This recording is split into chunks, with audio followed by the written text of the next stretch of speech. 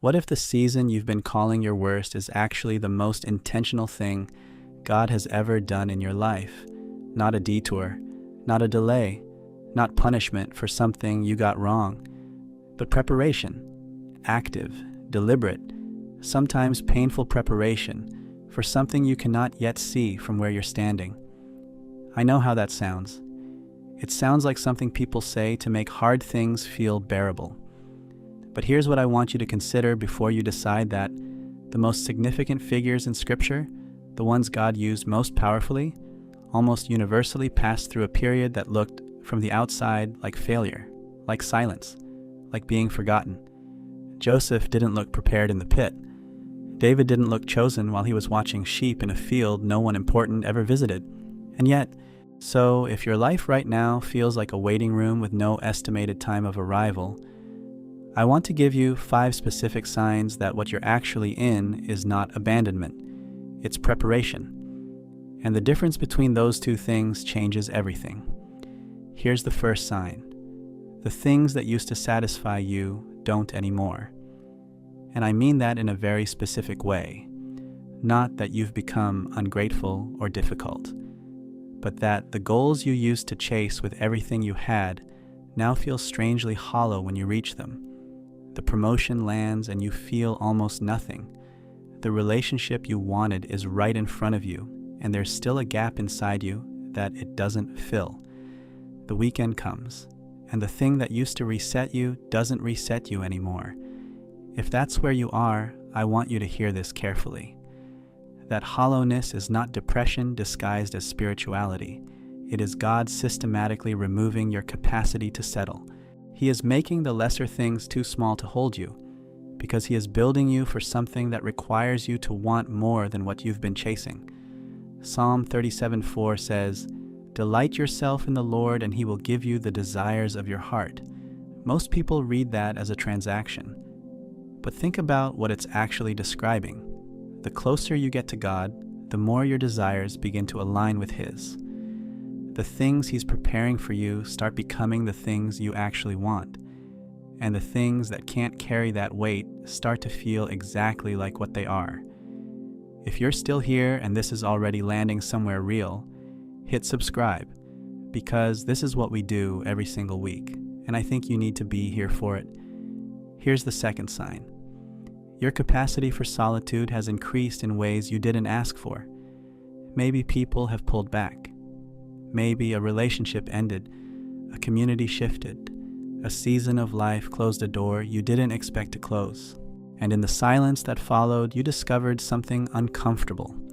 You are alone with yourself more than you've ever been, and God is using every single minute of it. Isaiah 43:2 doesn't say God removes the deep water.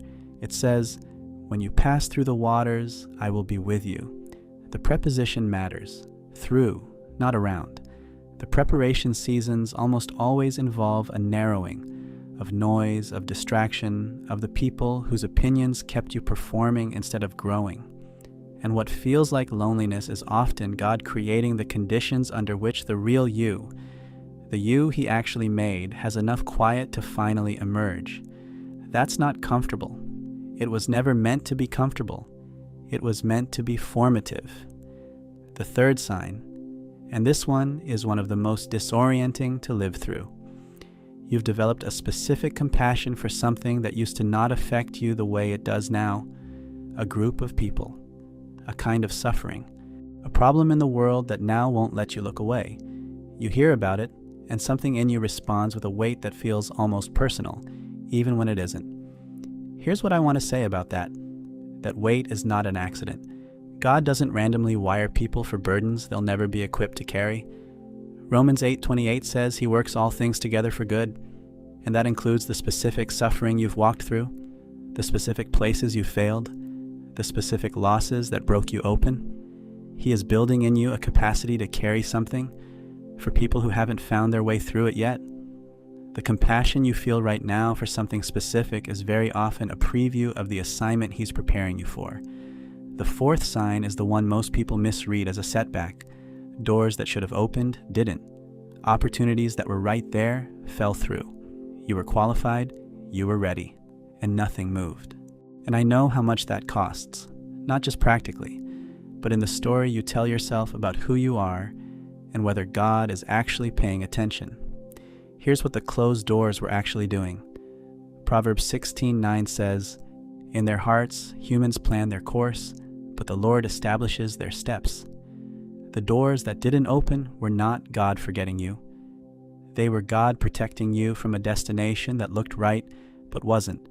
And more than that, they were building in you a trust that you cannot manufacture in seasons of easy success. The person who has only ever had things open easily has a faith that has never been tested past comfort. The person who has stood in front of closed door after closed door and still chose to trust, that person carries something that cannot be faked, and God knows exactly where that kind of faith is needed. The fifth sign, and this is the one I want you to sit with longest. You've started to want His will more than your plan. Not perfectly, not without grief, but genuinely. You've started to pray differently, less like handing God a request form, and more like actually asking what He sees that you don't. That shift is not small. That shift is everything, because the thing God is preparing you for almost certainly requires a version of you that can hold the mission above the personal preference. Matthew 6:33 doesn't say seek His kingdom eventually.